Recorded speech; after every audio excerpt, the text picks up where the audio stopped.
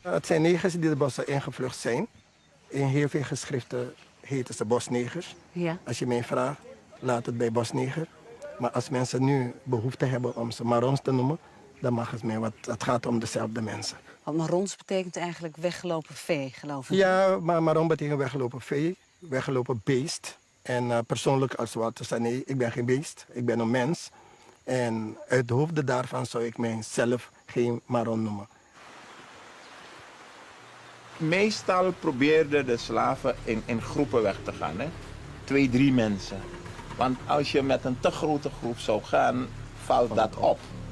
Dus in het begin was het meer van je vriend, hè, degene die het dichtst bij je staat op de plantage. Met die probeer je weg te vluchten. Maar men zoekt ook naar mensen die enigszins ook eenzelfde karakter vertoonden. Ik ga een bangerik, iemand waarvan ik kan vermoeden dat hij bang is, ga ik niet interesseren om met mij weg te vluchten. Wij Afrikanen, wij negers, hebben ons nooit laten onderdrukken. We zijn wel een keertje verkocht geworden, maar we hebben vanaf dat moment getoond dat wij ons niet laten onderdrukken door niemand en door niets. Dus het weglopen of het vluchten, hoe je het allemaal wil noemen, ging om de vrijheid. Je ging gewoon naar andere gebieden om je eigen gemeenschap te stichten, waarbij je in alle vrijheid je gang kon gaan. Overleven in het bos was erg moeilijk. Je had geen gereedschappen. Het eten was er niet voor het oprapen. Maar ze hadden ook, vooral die mannen hadden ook behoefte aan vrouwen. Dus voor dat soort dingen kwamen ze wel terug. Ze hadden ammunitie nodig.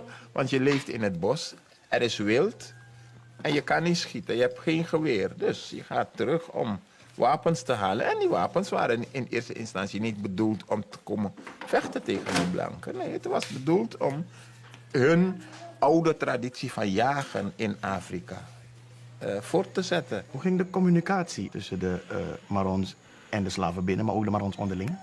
Ik heb begrepen dat de Marons hun eigen taal hebben ontwikkeld, dat ze op basis daarvan met elkaar konden communiceren, zowel verbaal als non-verbaal. Daaruit is onder andere die beroemde Apinti-drum ook voortgekomen, die ze hadden om naar dorpen naar elkaar toe berichten te zijn.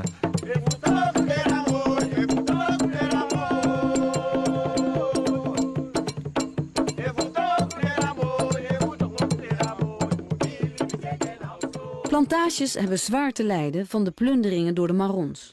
Daarom leggen de Nederlanders een bijna 100 kilometer lange beschermingswal aan. Het cordonpad. Een houten palissade met wachtposten moet niet alleen de invallen voorkomen, maar ook de vluchtende slaven tegenhouden. Waarom is dit pad mislukt? 1, het was te duur voor de kolonie. Onderhoud van het pad was ook te duur. En het ergste, er waren zoveel gevluchte negers, die bosnegers, veel meer dan de militairen. En de bescherming van het pad, daarop had je te weinig militairen. Je had zoveel kloof, zoveel openingen waar slaven en mensen, ondanks gegraven trensen, konden mensen toch vrij gebruik maken van het pad. Dus het was zinloos. Waar ben jij het meest trots op? Ik ben element van dat deel van de mensen die de bossen ingingen. En ik vind ze zijn helden geweest. Fight for your freedom.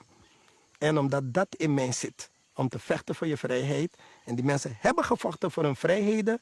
En zo ben ik in vrijheid geboren. Dus ik ben ze zo blij. Daarom zeg ik voel me de verbondenheid met die weggelopen slaven. Dat zit in mij. Tot in mijn genen zit dat. Weliswaar zorgen de aanvallen van de Marons voor enorme financiële schade, maar het is vooral de beurskracht van 1773 in Nederland die de nekslag betekent voor de plantage-economie in Suriname.